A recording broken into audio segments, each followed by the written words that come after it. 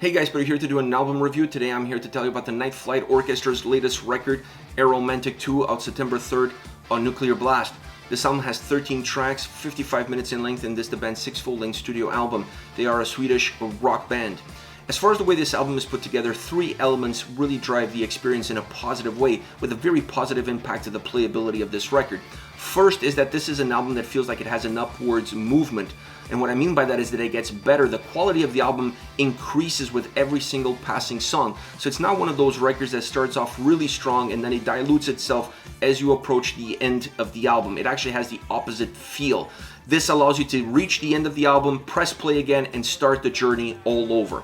Another element that I thought impacted this record on a positive manner as far as the structure goes is the changes that are happening from song to song. This album really feels not necessarily like a roller coaster ride, but it has bumps along the way. Songs feel different. They have different sounds. They have different atmospheres. They really put forward something unique within themselves while still staying really well connected across all 13 songs. So this is something that from a listener's perspective, you're really never sure exactly what the next song is going to bring. And because you're not sure, you stay with it, you stay engaged with the album, and you really enjoy the ride, and you enjoy the fact that every single song is giving you something different to process, something different to listen, something different to digest. Last but not least, where the singles are on this record. You really have to tie in the album, specifically when you have an album with 13 tracks, 55 minutes in length. You have to tie in the moments of the album that are new to the listener with the moments of the album that the listener is familiar with. So having two sets of singles, having two singles in the first third and then having a single in the last third, in my opinion, really makes this album more balanced, because you start off the record with songs that you don't know, you get the singles, there's a sense of comfort, then you go through a stretch of songs that you're listening to for the first time, then you get another single, there's that sense of comfort again, and then you finish off the record. So to me, this is really important on an album that has this design, that has this structure, that has this up and down movement as far as what the songs are giving you, and has this upwards movement as far as quality of tracks is concerned. All of these three elements coming together really makes this a very strong album from how it's designed in terms of how it's put in front of the listener. Once you move into the soundscape, this is the Night Flight Orchestra, so you're going to get that 80s rock, disco, pop vibe happening on every single track. It's just coming at you perhaps from different angles. This is a record that you could break down these 13 songs, and all of them represent different moments in time, different things that are happening to the main character, if you look at a main character existing within each and every single song. So when you look at an era, when you look at the 80s, things that could be happening to you, things that you could be experiencing, each song becomes the soundtrack of that specific moment. That to me is the main difference, is the main element that really drives this whole album, because it impacts the sound and it impacts the way in which it's constructed. Within the sound, I didn't feel like this was an album that's driven by one element.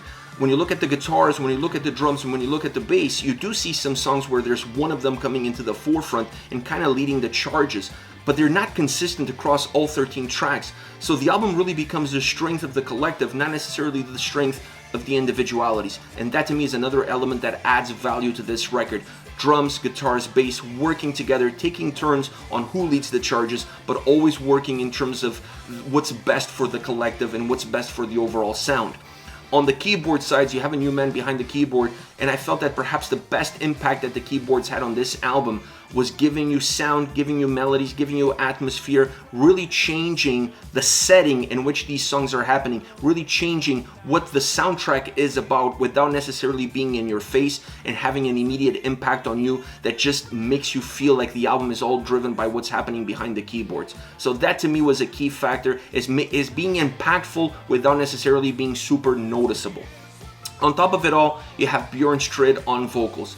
Absolutely incredible. He was also able to take the soundtracks, take these different songs, take these different momentums in terms of what's happening from track to track, and then morph his delivery, morph his style, still staying together in terms of what the Night Flight Orchestra is all about, but changing ever so slightly in order to give the songs a more specific DNA, to paint a better picture of what the lyrics are doing and how those lyrics are representing that soundscape, how they're representing that soundtrack and that movement. I really like what they did on this album. I like the layers that they added that also always brings a little bit of extra flavor into the forefront, and there's nothing new to them, but it was definitely done in a more classy, in a more subdued way on this record. overall, this is really an impactful album. It's a real fun album to listen to. It's hard to say that this is their best album, but this is definitely their hookiest and catchiest album. I mean, even that is a hard thing to say because every album that these guys release is super catchy, is super hooky. I just felt like the combination of the structure with the combination of the soundscape, when you put those two elements together, this is an album that stays tattooed in your memory. There's just so many incredible songs on this record. There's just so many singles on this album that it's really hard to walk away from it and not feel like every song gave you something interesting to take away with.